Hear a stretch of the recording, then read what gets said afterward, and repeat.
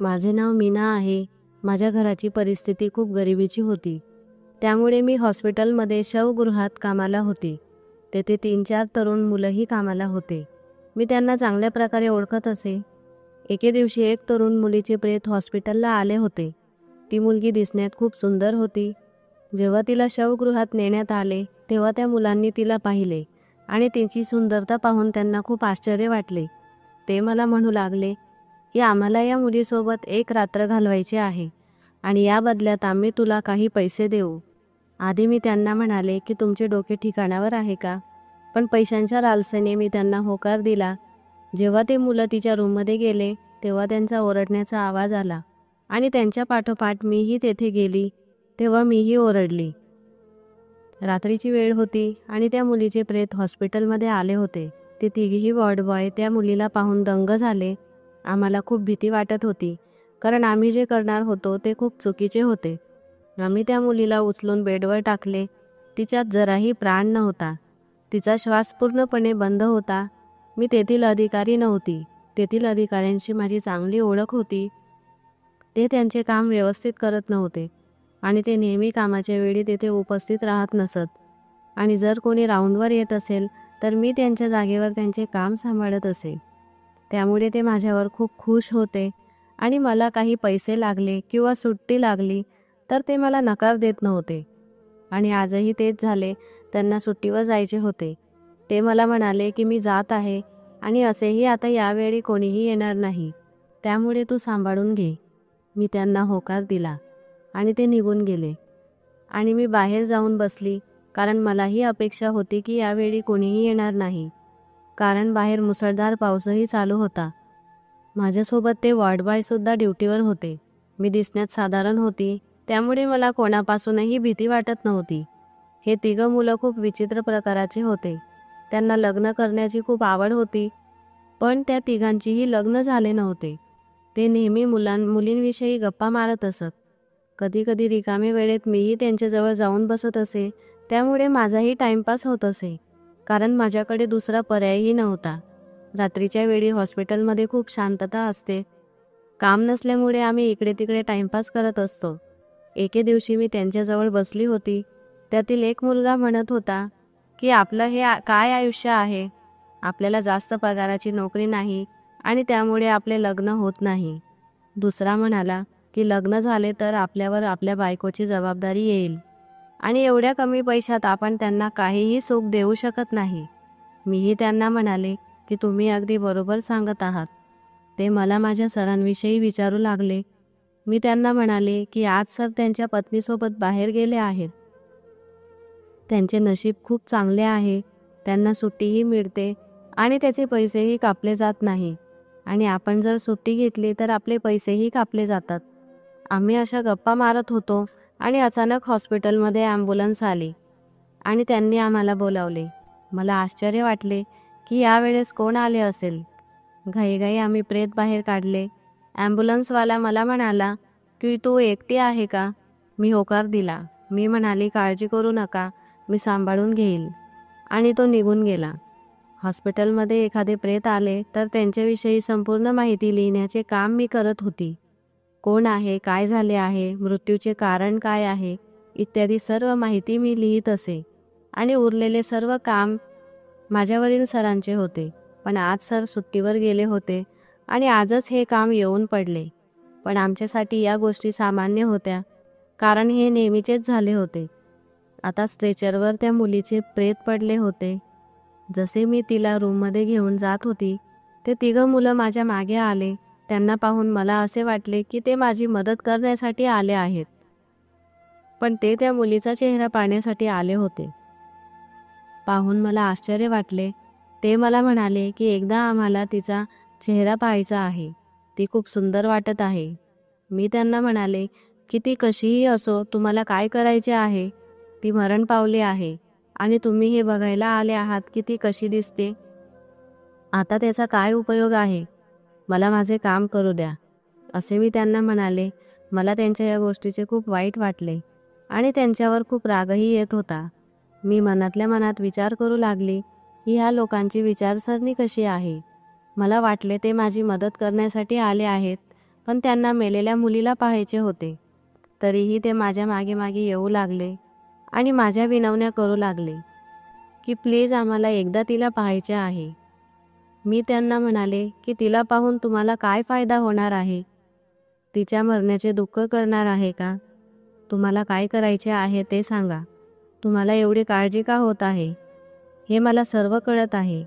चालते व्हा, असे मी त्यांना बोलू लागले. आता त्यांनी माझा हात पकडला आणि मला थांबवण्याचा प्रयत्न केला.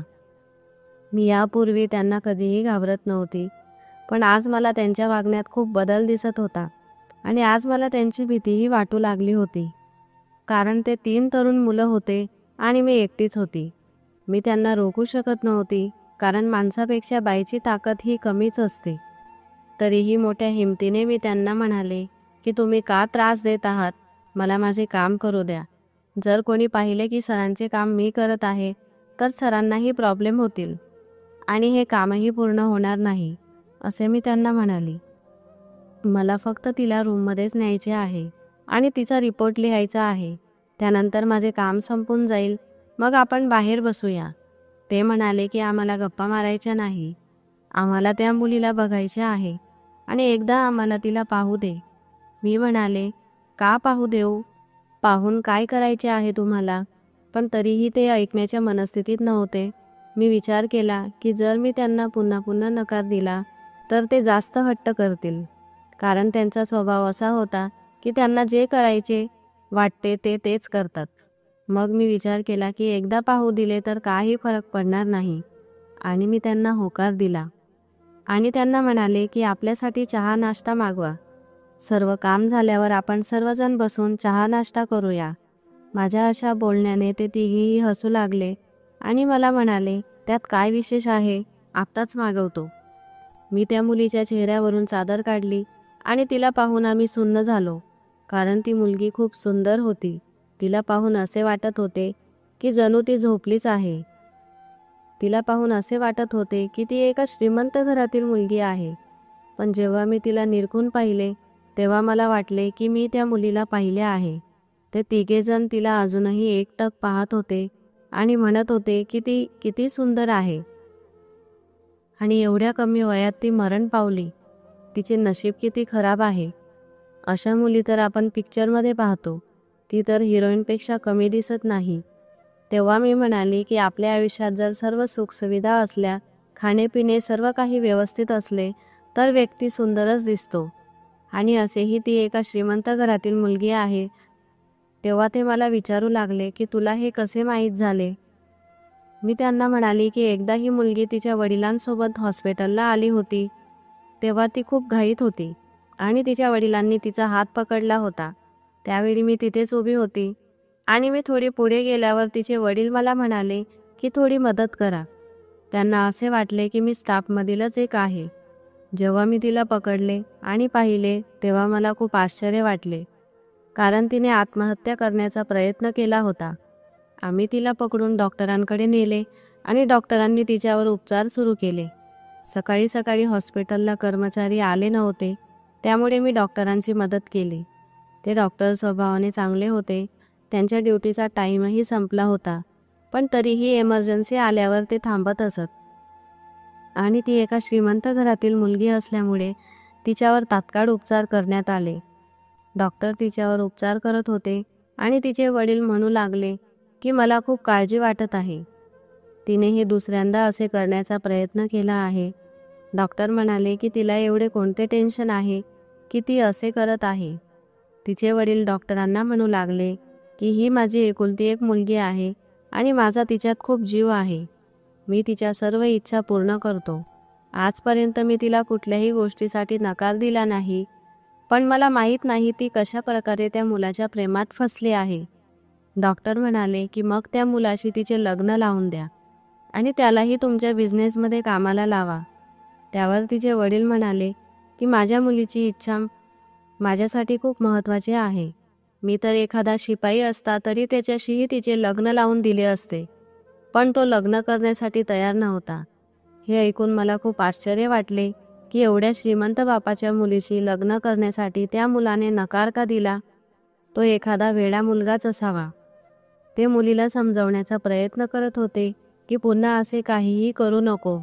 तुझे वडील तुझ्यासाठी किती काळजीत आहेत. त्यांचे तुझ्यावर खूप प्रेम आहे. त्यांचा विचार कर.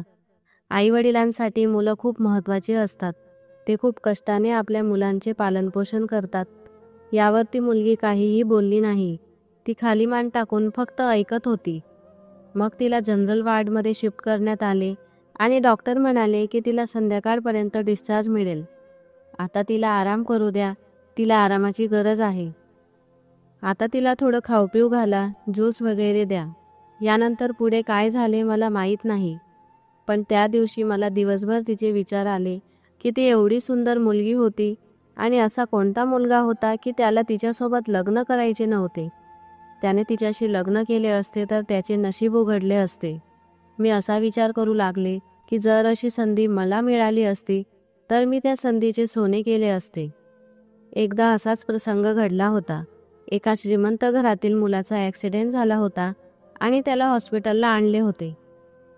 डॉक्टरांनी त्याचा इलाज केला, पण असे सांगितले की तो कधीही चालू शकणार नाही आणि यामुळे त्याचे लग्नही मोडले होते. मुलीवाल्यांनी त्याला नकार दिला होता. त्याचे आई वडील काळजी करू लागले की आता त्याच्याशी कोण लग्न करेल.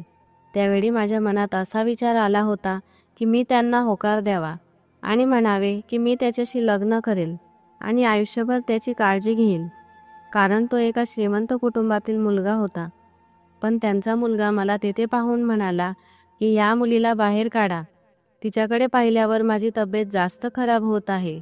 आणि त्याच्या तोंडातून हे शब्द ऐकून मला खूप राग आला आणि मी तेथून निघून गेली.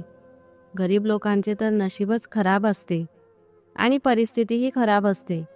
कारण मला घर भाडे द्यायचे होते, वीज बिलही भरायचे होते आणि माझ्याकडे पैसे नव्हते. हे सर्व सांगून झाल्यावर मी त्या मुलांना म्हणाली की आता खूप झाले, सोडा. आणि मी त्या मुलीचा चेहरा पुन्हा झाकला आणि तिला शवगृहात घेऊन गेली. त्यानंतर मी तिची फाईल तयार केली. त्यानंतर मी ॲम्ब्युलन्सवाल्याला फोन करून विचारपूस केली की ही मुलगी तुम्हाला कुठे मिळाली आणि तिच्या आईवडिलांना माहिती आहे का. तेव्हा तो म्हणाला की मला ही रस्त्यावर मिळाली.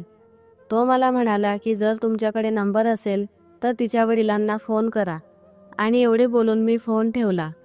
आता मी विचार करू लागली की जर तिच्या वडिलांना मी फोन केला तर ते पोलिसांना घेऊन येथे येतील आणि आज सरही रजेवर आहेत, त्यामुळे सर्व काही माझ्यावर येऊन पडेल.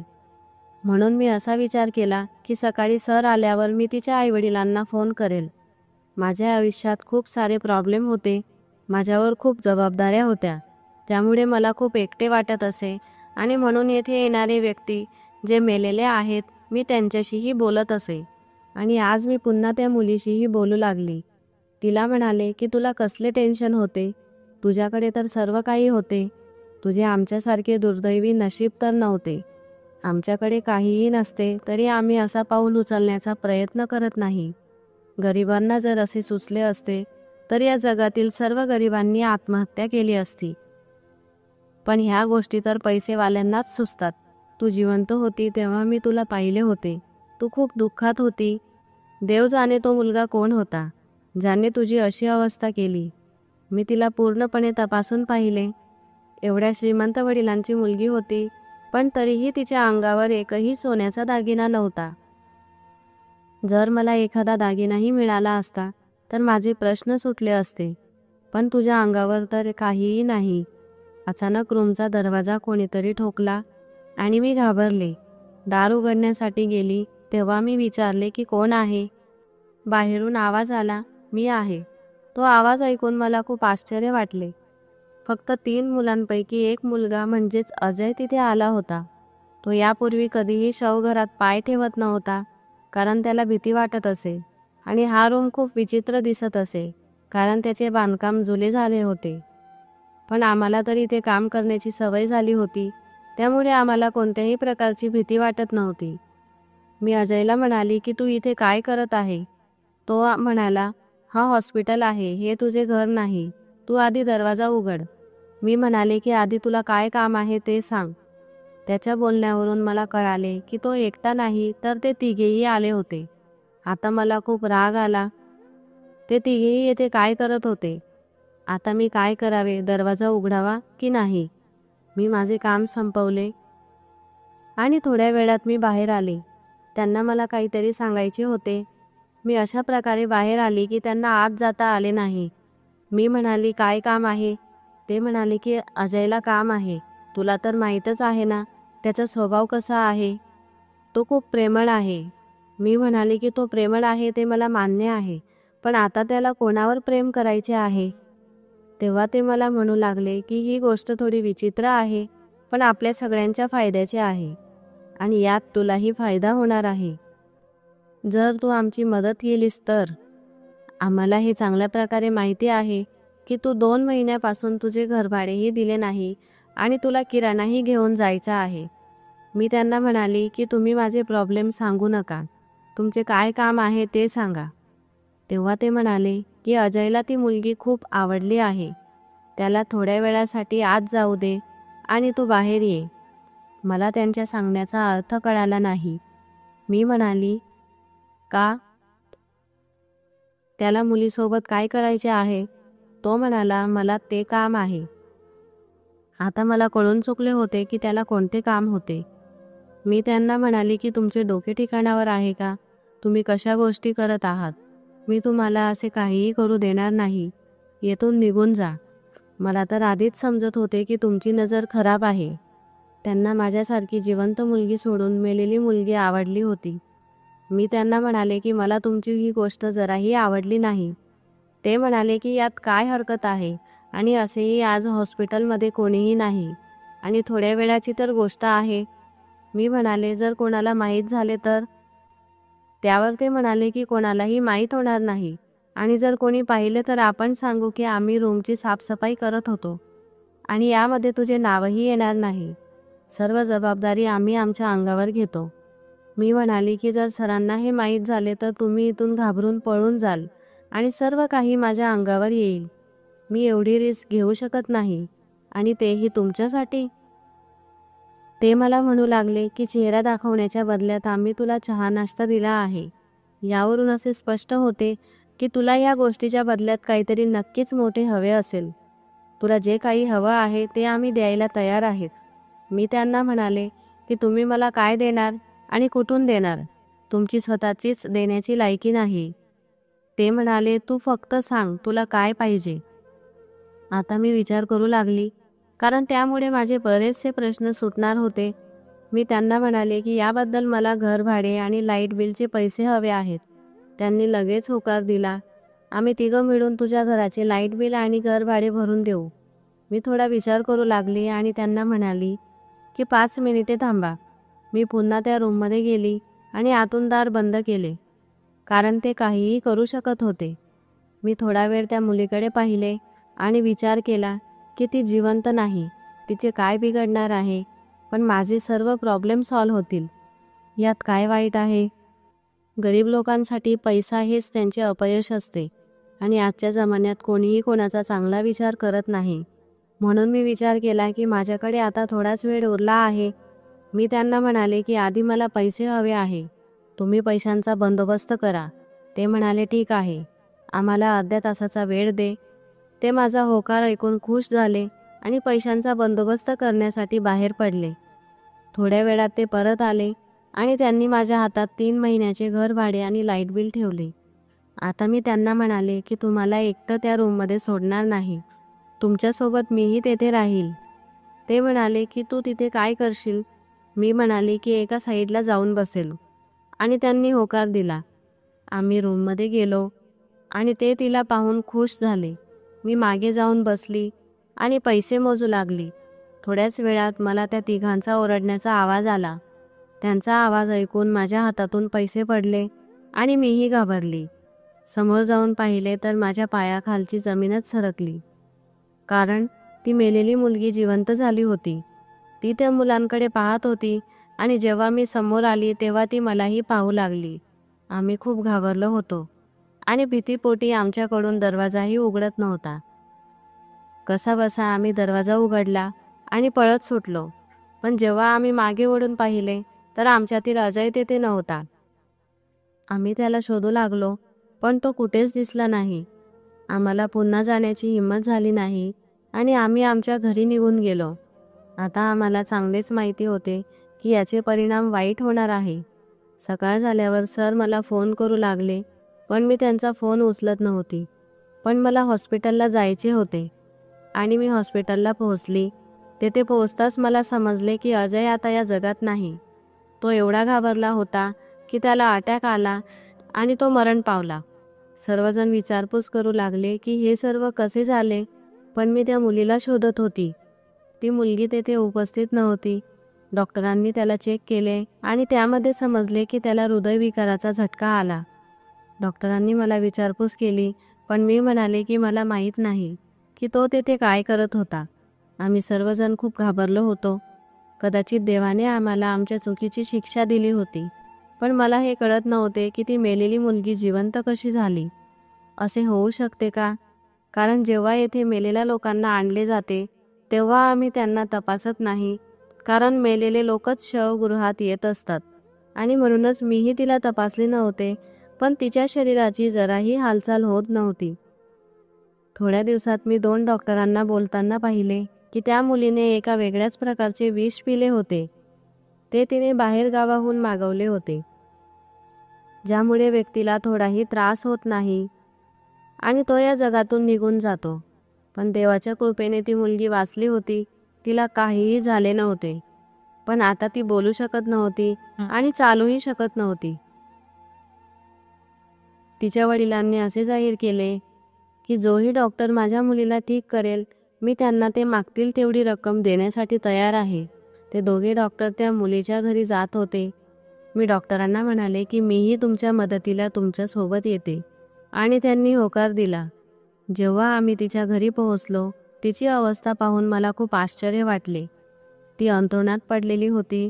तिला काहीही करता येत नव्हते, पण मला पाहताच तिने डोळे मोठे केले होते, पण ती काहीही सांगू शकली नाही.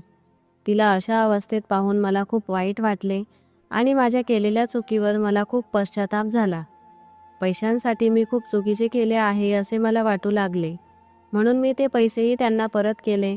मला असे पैसे नको होते. मी फक्त त्यातून वाचली होती. माझ्यासाठी एवढेच भरपूर होते.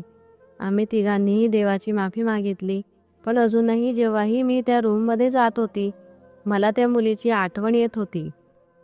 तर मित्रांनो, आजच्या कथेतून असे सिद्ध होते की माणसाने कधीही लोभ करू नये. चुकीच्या गोष्टीतून मिळवलेला पैसा उपयोगी येत नाही, म्हणून कधीही कुणाचे वाईट करू नये. याचे फळ आपल्याला एक ना एक दिवस भोगावेच लागते. तर आजची कथा आपल्याला कशी वाटली हे कमेंट करून नक्की कळवा, आणि चॅनलवर नवीन असाल तर सबस्क्राईब करायला विसरू नका. धन्यवाद.